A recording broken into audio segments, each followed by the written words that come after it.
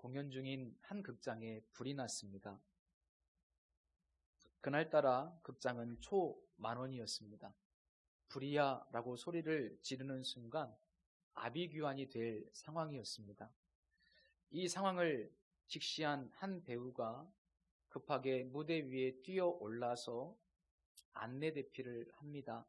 여러분, 지금 밖에서 불이 났습니다. 한꺼번에 뛰어나가면 모두 죽습니다. 출입구는 뒤와 앞, 좌우 쪽에 하나씩 있습니다. 출입구 가까이에 있는 사람들부터 한 분씩 차례대로 당황하지 마시고 나가시면 좋겠습니다. 그런데 관중들은요, 그의 출연이 마치 이 연극의 한 장면인 줄로 착각을 합니다.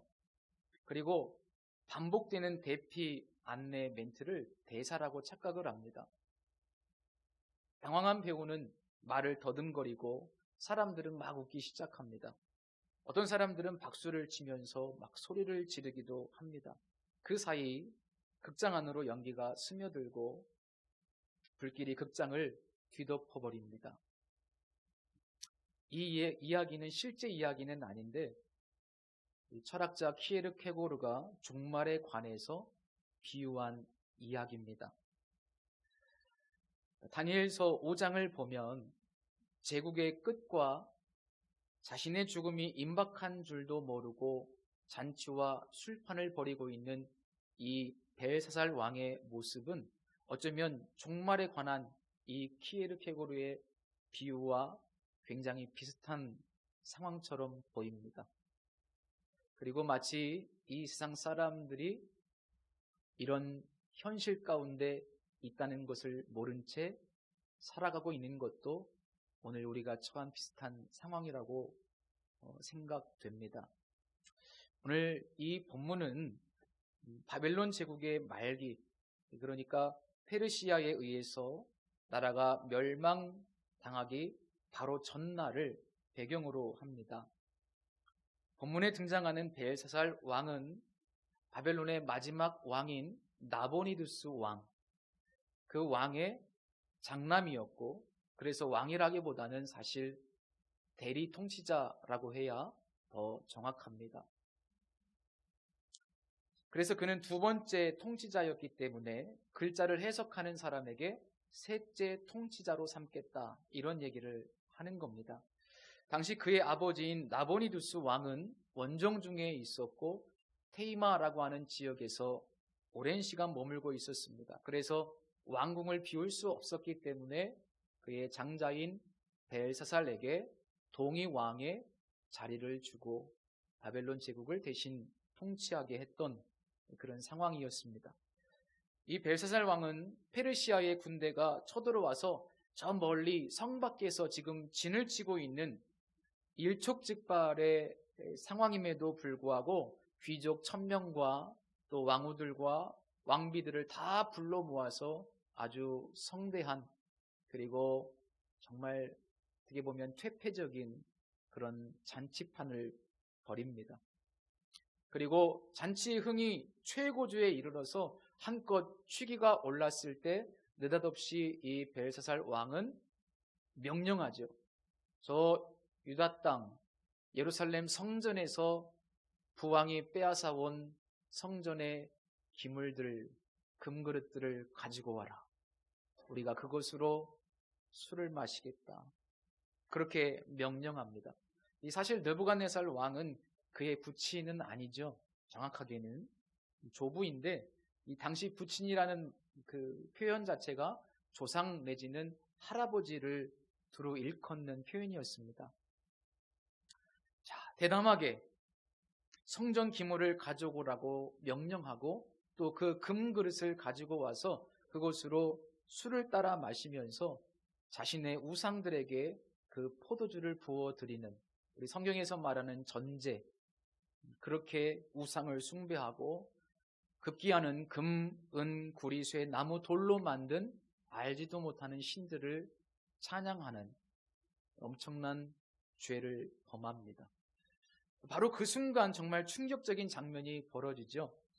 한 사람의 형체는 없어요. 그런데 사람의 손가락 모양이 나타나서 그 왕궁 석회벽, 보이는 맞은편에다가 사람의 손가락이 나타나서 어떤 글씨를 새기게 되는데, 이 장면이 얼마나 충격적이고 공포심을 주었는지 6절 말씀에 보니까 왕의 즐기던 얼굴빛이 변했다.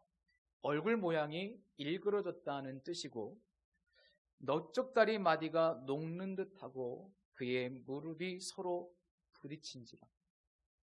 어떻게 절제할 수 없는, 자기가 감당할 수 없는 아주 심한 두려움과 공포심이 이 벨사살 왕에게 찾아온 겁니다.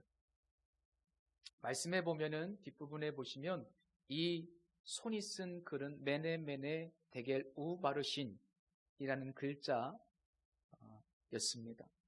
거기 있는 사람들 모두가 완전히 공포에 질려버렸죠. 그리고 이 흥겨운 잔치의 분위기는 완전히 다 깨져버리고 맙니다. 왕은 너무나 두렵고 당황스러워서 급하게 그 글씨를 해석할 수 있는 해석자들, 지혜자들을 찾는데, 왕 앞에 선 그 어느 누구도 이 글씨의 내용을 해석해낼 수는 없었습니다. 2장에서도 이런 내용이 반복되고 또 4장에서도 이런 내용이 반복되는데, 그 누구도 그 꿈과 해석을 알 수 없었다는 이런 내용은 우리가 살아가는 이 세상의 무지와 이 세상의 어리석음을 사실은 폭로하는 대목입니다. 제국의 운명이 마치 풍전등화와 같은 이런 위기의 상황 속에서 왜 벨사살 왕은 성대한 잔치를 베풀었을까? 이 순간에 우리가 잘 이해할 수 없는 대목입니다. 그런데 여기에는 몇 가지 이유가 있었습니다. 우선 당시 이 바벨론 성, 느부갓네살 왕이 만들었던 바벨론 성은 그 크기와 규모를 말씀드린 적이 있는데, 성벽 자체가 사두마차 2대가 지나갈 정도로 넓었어요. 그 두께가 문헌에 의하면 약 25m 정도의 두께입니다. 성벽 두께가요. 상상이 잘 안 되시죠? 어마어마합니다. 그리고 높이는 약 100m 정도 높이였습니다. 그야말로 정말 엄청난 성입니다. 견고합니다. 그리고 이 성벽이 하나의 성벽이 아니고 2중의 성벽으로 되어 있었습니다. 진짜 개미 새끼 한 마리도 침투할 수 없어요. 그리고 계속해서 망루가 있었고, 그리고 무엇보다 이 성 밖에는 둘레에 해자가 있었습니다. 물이 있었어요. 넓게. 좁지 않습니다. 아주 넓게. 한 1km 정도 이상 넘는. 그러니까 그걸 뚫고 누가 쳐들어오겠습니까? 어떻게 쳐들어올 수 있겠습니까? 실제로 이 페르시아 제국이 한번 이 바벨론 성을 침략을 해서 정복하려고 했는데 실패하고 지금 퇴폐된 상태에 있었어요. 저 멀리서 작전을 구사하고 있는 중이었습니다. 그러니까 이 벨사살 왕은 그 누구도 이 성을 점령할 수 없다. 이렇게 견고한 성을 감히 누가 점령할 수 있겠는가? 아무리 페르시아 군사라고 할지라도 이 성은 무너지지 않는다. 그런 자만심을 가졌던 겁니다. 그리고 두 번째로 헤로도투스의 역사라는 책에 보니까요, 이 날은 바벨론의 축제일이었다고 기록되어 있더라고요. 바벨론의 축제일이었습니다. 그리고 문헌에 보니까 저 변방에서부터 쳐들어와서 성벽이 무너져 내리고 공격을 당하고 있는데도 왕궁에서 충판이 벌어져 가지고 성벽이 무너지고 공격당하고 있다는 사실조차도 모를 정도로 이 성이 크기도 컸고 견고했고, 그렇다고 역사라고 하는 책에 기록되어 있습니다. 이 축제는 무엇과 연결됐냐면, 축제는 반드시 신들과 연결이 되어 있습니다. 그렇기 때문에 적어도 이때까지 그들은 신들을 위한 잔치를 벌이면서 또 자기가 섬기는 신, 바벨론의 신, 벨이라고 하는 신이 가장 강력한 신이라고 믿었습니다. 왜냐하면 전쟁의 신이기 때문에, 제국의 신이기 때문에 우리 신이 가장 강력하다. 그런 헛된 믿음을 가지고 있었고 그 신이 자신들을 보호해주고 승리를 안겨다 줄 거라고 확신하고 있었습니다. 이건 확신입니다. 벨사살이라고 하는 이름의 의미도 베리어, 벨은 바벨론의 신인데 베리어 나를 보호하소서, 그런 뜻입니다. 자, 이런 상황에서 약간의 두려운 마음은 있었겠지만 그러나 그럼에도 불구하고 벨사살은 귀족들을 초청하고 왕후와 왕비들을 초청하고 후궁들을 초청해서 잔치를 벌이면서 그 약간의 불안한 마음을 잠재우고 동시에 그들의 충성을 유도하면서 자신의 힘을 과시하는, 이것도 역시 정치적인 어떤 이벤트였겠죠. 그러면서 급기야는 바벨론 제국의 위대한 왕이었던 그 느부갓네살보다 자신이 더 위대한 존재라고 드러내고 싶어서 이것을 허세라고 말하죠. 자기 신이 더 위대한 존재임을 드러내고 싶어서 유다의 성전 기물을 가져다가 술을 마신 겁니다. 이 허세로 말미암아 그는 하나님의 거룩한 성전의 기물을 더럽히고 우상 숭배를 하는데 사용함으로 정말 아주 무서운 신성을 숭배하는 신성 모독의 죄를 범하게 됩니다. 이 다니엘서 5장의 말씀을 보면 우리가 살아가는 이 세계가 어디를 향해서 가고 있는가, 그리고 어떻게 될 것인가 분명히 정리가 돼요. 딱 한마디로 정리하면 세상은 신성 모독을 향해 갑니다. 주님 다시 오시기 전까지 그렇게 될 것이고 그것이 전 지구적으로 보편적인 현상이 될 겁니다. 우리는 그 속에서 모멸감을 느끼게 될 거고 때로는 극도의 분노를 느끼게 될 수도 있습니다. 이미 우리가 사는 세상은 그런 세상입니다. 본문 10절에 보면 이 상황 속에서 왕비가 등장하는데요. 이 왕비가 다니엘에게 벨사살에게 다니엘을 소개합니다. 성경은 왕비라고 되어 있는데 벨사살의 부인이 아니고 사실 정확하게는 느부갓네살 왕의 딸, 그리고 벨사살의 어머니입니다. 그 어머니가 등장한 거예요.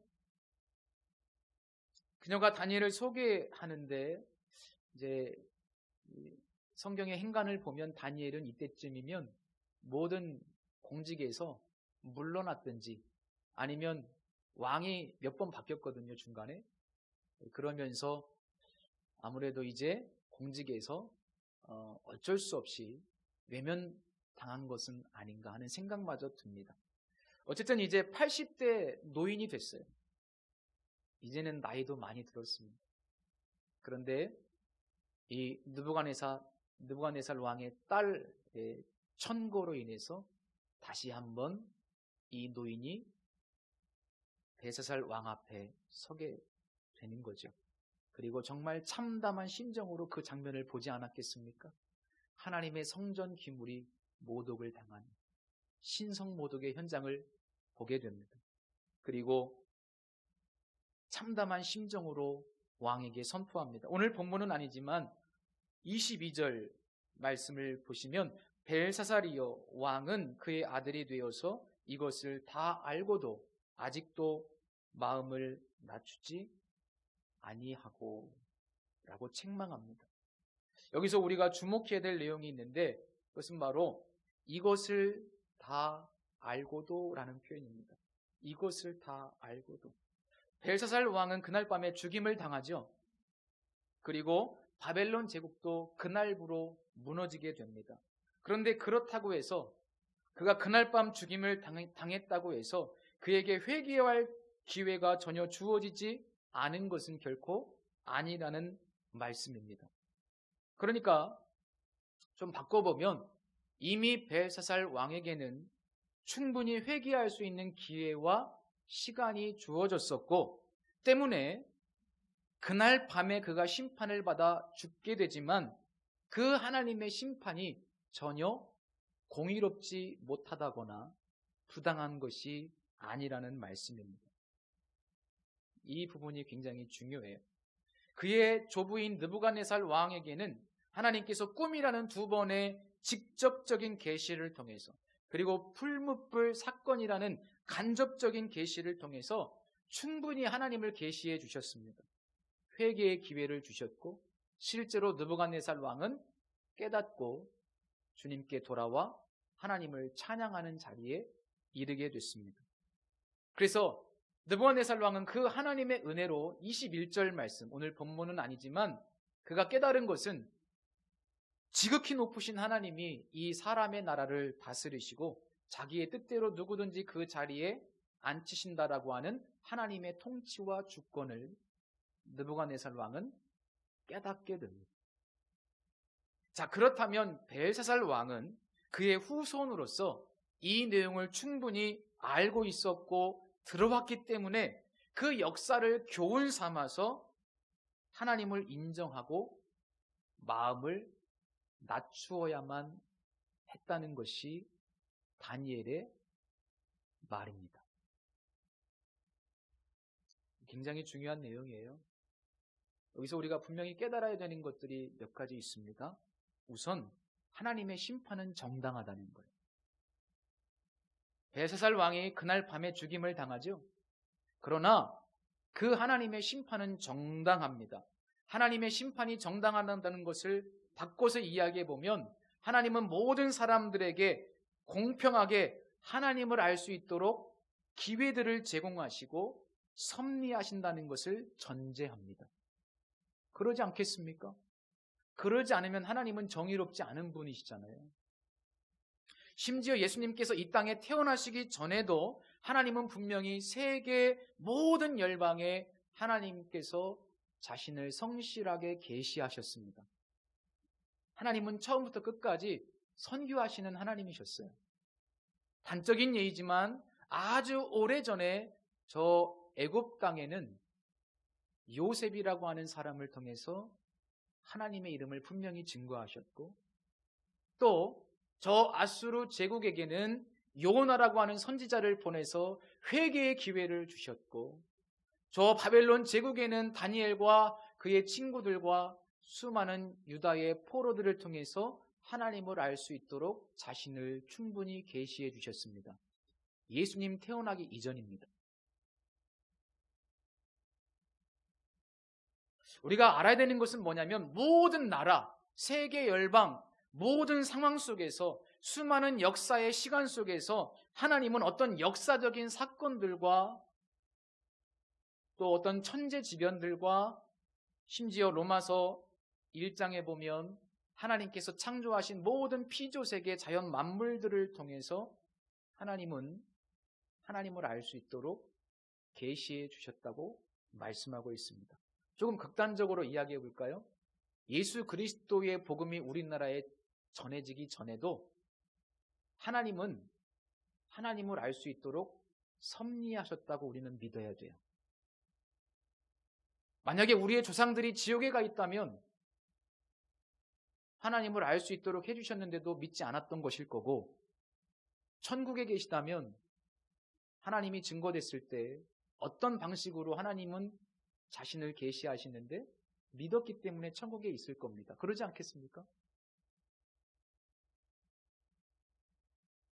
그래서 로마서 1장에 보면 20절 말씀에 이런 내용이 있죠. 창세로부터 그의 보이지 아니하는 것들, 곧 그의 영원하신 능력과 신성이 그가 만드신 만물에 분명히 보여 알려졌나니 그러므로 그들이 핑계하지 못할지니라.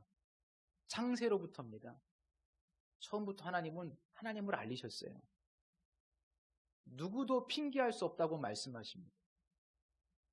핑계할 수 없어요.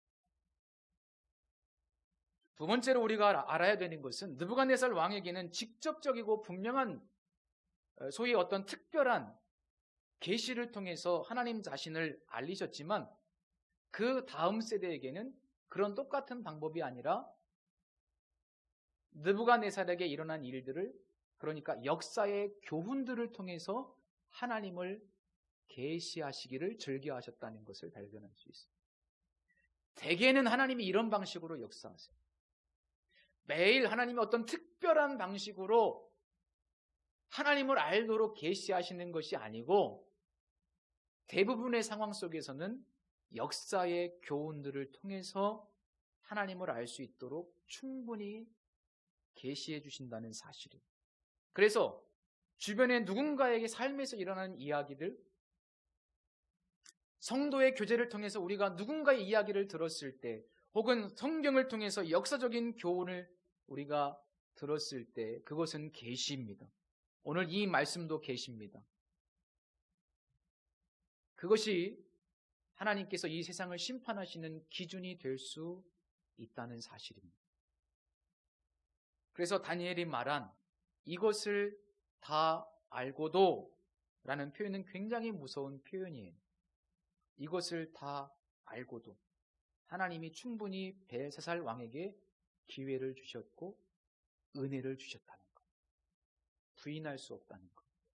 이것을 다 알고도 하나님이 그의 부왕에게 놀라운 섭리를 통해서 하나님의 살아계심을 분명히 몇 번씩이나 보여주셨고 경험했고 그걸 역사의 교훈으로 받아서 하나님의 놀라우신 은혜를 알고 보고 깨달았음에도 불구하고 벨사살의 죄는 뭐냐면 그것을 의도적으로 거부한 거예요. 의도적으로.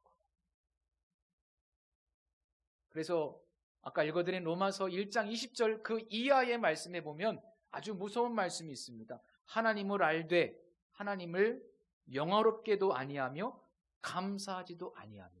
하나님을 모른 게 아니에요. 하나님을 알되 하나님을 영화롭게도 아니하고 감사하지도 아니하며. 이건 뭐예요? 의도적으로 거부했다는 거예요. 은혜를 받았는데도요, 의도적으로 무시해버린 거예요. 하나님이 충분히 역사하셨는데도 그 역사를 무시해버린 거예요. 이걸 신성모독이라고 합니다. 오히려 그 생각이 허망하여지며 미련한 마음이 어두워졌나니 스스로 지혜 있다 하나 어리석게 되어 썩어지지 아니하는 하나님의 영광을 썩어질 사람과 새와 짐승과 기어다니는 동물 모양의 우상으로 바꾸었느니라. 사도 바울이 말씀하고 있는데 이 말씀은 아주 정확하게 오늘 본문의 내용과 일치하고 있습니다. 그렇죠. 하나님을 알되 하나님을 영화롭게도 아니하며 감사하지도 아니하고 오히려 그 성전의 기물을 가져다가 술을 퍼마시고 하나님을 모욕하고 조롱하는 무서운, 알면서도 무서운 죄를 범합니다. 이거는 정말 심각한 죄예요. 이것이 극단으로 치우치면 예수님께서 말씀하신 성령 회방죄가 됩니다. 성령이 하시는 일을 분명히 보았음에도 불구하고 이거는 귀신의 일이다 라고 모독하며 의도적으로 은혜를 거부하고 무시하고 배척하는 그런 행위는 이미 양심이 화인을 맞았기 때문에 회개할 가능성이 없는 거예요. 그래서 용서받지 못하는 죄라고 주님께서 성령 회방죄를 말씀하신 거예요. 이 알면서도 거부하는 것, 알면서도 의도적으로 무시하고 외면하는 것, 그것이 얼마나 무서운 죄인지 모릅니다. 그런데 그것이 바로 이 세상의 모습이라는 거예요. 왜? 하나님은 계속 당신을 창세부터 지금까지 계시해 오셨거든요. 몇 주 전에 다윗 왕과 사울 왕을 제가 비교하면서 사울 왕은 스스로 왕이 되려고 했고 왕이 있지만 왕의 자리에 있지만 하나님이 진정한 왕이신데도 불구하고 자꾸 왕 노릇하려고 했었고 다윗은 왕의 자리에 있었지만 하나님을 모신 왕이었다. 하나님을 왕으로 모신 사람이었다. 이런 차이점을 말씀드린 적이 있습니다. 그런데 두 왕의 분명한 차이점이 또 하나 있어요. 사울 왕은 하나님의 뜻을 분명히 알면서도 의도적으로 두 번씩이나 하나님의 명령을 거부하고 부인하는 무서운 죄를 범한 겁니다. 첫 번째는 제사장 외에는 제사를 드릴 수가 없는데 그걸 알고 있으면서도 고의적으로 제사를 드려요. 또 한 번은 아말렉을 완전히 진멸하라고 하나님께서 말씀하시고 하나님이 아말렉을 미워하시는데 진멸하라고 했는데도 고의적으로 알면서도 하나님의 말씀에 불순종하는 엄청난 죄를 범합니다. 그리고 더 큰 문제는 뭔지 아세요? 회개의 기회가 주어졌는데도 회개하지 않아요. 이거 무서운 겁니다. 사울 왕이 왜 하나님께 그토록 버림받고 왜 하나님이 더 기회를 주시지 안 주셨는가? 아니요. 하나님은 충분히 은혜와 기회를 주신 거예요. 그런데 의도적으로 자꾸 사울은 하나님의 은혜를 짓밟아 버렸어요. 그래서 그는 결국 심판을 받게 된 겁니다. 반면 다윗 왕은 여러 번 실수했습니다. 죄의 무게로 따지면 사울 왕보다 더 큰 죄도 지은 것 같아요. 간음죄, 살인 교사죄. 그런데 다윗은 하나님의 뜻을 알면서도 의도적으로 그 뜻을 거부하고 죄를 범한 적은 없어요. 하나님이 주신 은혜를 단 한 번도 고의로 짓밟아 버린 적은 없다는 얘기예요. 그리고 무엇보다도 하나님이 죄를 깨닫게 하셨을 때 다윗은 하나님 앞에 철저하게 눈물로 침상을 적시며 회개했어요. 기회를 주셨을 때, 은혜를 주셨을 때 그것을 의도적으로 무시하지 않았습니다. 저는 이 말씀을 보면서 정말 우리가 굉장히 심각하게 자신을 성찰해야 된다는 생각이 들었어요. 왜냐하면 우리에게는 이미 성경을 통해서 수많은 역사의 교훈들이 주어져 있고 하나님의 뜻이 완벽하게 계시된 시대를 살고 있습니다. 예를 들어서 다윗 왕을 통해서 간음이 얼마나 무서운지를 하나님 우리에게 역사의 교훈을 통해서 말씀해 주셨잖아요. 그런데도 많은 심지어 예수 믿는다고 하는 사람들이 간음의 길로 가요. 하나님은 사울 왕을 통해서 불순종이 얼마나 무서운 것인지 역사의 교훈을 통해서 계시해 주셨는데도 불구하고 많은 사람들이 의도적으로 알면서도 불순종합니다. 괜찮겠지라고 생각해요. 아나니아 삽비라 부부를 통해서 인간의 탐욕이 얼마나 무서운 심판을 받는지를 경고해 주셨음에도 불구하고 사람들은 탐욕스러워요. 저 광야 이스라엘 백성들을 통해서 불평과 불만과 원망이 하나님 앞에 얼마나 큰 죄인지를 교훈으로 말씀해 주셨어도 우리도 일주일에 몇 번씩 불평하고 원망하잖아요. 우리는 그러면 안 되는 백성인데도 그러지 않습니까? 역사의 교훈이 분명히 주어져 있는데도 우리는 그 하나님의 은혜를 짓밟아버려요. 이스라엘 백성들이 그랬어요.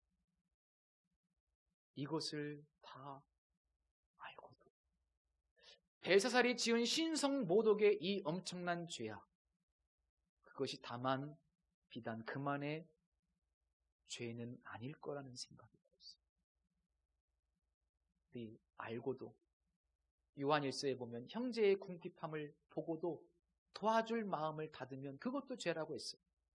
보고도 알고도 하나님이 은혜의 기회를 주시고 뜻을 알려주시는데도 불구하고 우리 많은 그리스도인들이 얼마나 그 하나님의 계시를 고의적으로 무시하는지 참 부끄럽고 충격적이지 않습니까? 메네메네 데겔 우 바르심. 하나님은 당신이 지금까지 계시하신 역사적 교훈을 통해서 완전한 계시를 통해서 오늘날 우리의 삶을 달아보고 계시다. 메네메네 데겔 우 바르심. 하나님이 지금도 우리를 달아보고 계시다.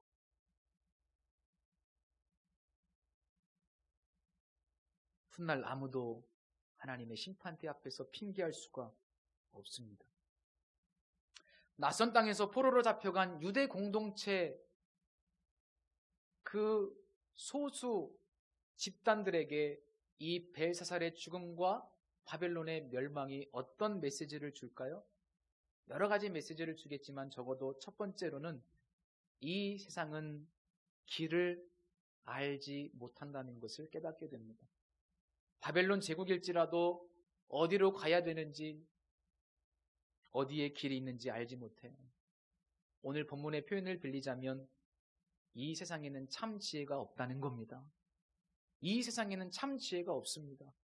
세상 사람들은 아무리 똑똑해 보이고 잘 사는 것 같고 평안해 보이지만 눈에 보이는 그 세계의 마음을 빼앗기지 마십시오. 오직 하나님께 마음을 두시고 하나님과 함께 동행하면서 또 적극적으로 하나님의 마음을 전하는 예언자적인 영성으로 살아야 되겠다는 것. 그것이 낯선 땅에서 포로로 잡혀있는 유대 공동체에게 주시는 메시지였습니다. 예언자적 영성으로 그 시대를 살아간다는 것은 어려운 것이 아니고요. 하루하루 내 삶의 자리에서 하나님의 통치를 인정하는 믿음의 선택과 결단을 하는 거예요. 그게 예언자적인 영성입니다.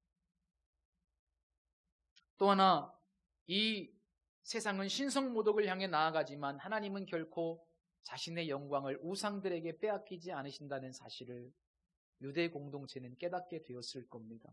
하나님은 어렵고 힘든 상황일지라도 하나님의 영광을 다른 자에게 결코 빼앗기지 아니하신다. 그 믿음은 분노를 넘어 하나님을 찬양하는 자리에 이르게 합니다. 지금 우리 눈에 보이는 현실은 얼마나 답답해요. 하나님의 이름이 완전히 추락한 이 시대, 코로나 때문에 더 교회는 완전히 천덕꾸러기가 됐죠. 우리의 물론 죄와 실수도 있지만 그러나 영적인 겁니다. 그러나 분노를 넘어 하나님을 바라보실 수 있기를 축복합니다. 하나님은 이 아픔의 현실 가운데서도 하나님의 영광을 위해서 지금도 일하고 계시고 어떤 의미에서 보면 기회를 주고 계신 것이라고 볼 수 있습니다. 하나님은 이미 예레미야 선지자를 통해서 바벨론의 멸망을 말씀하셨죠.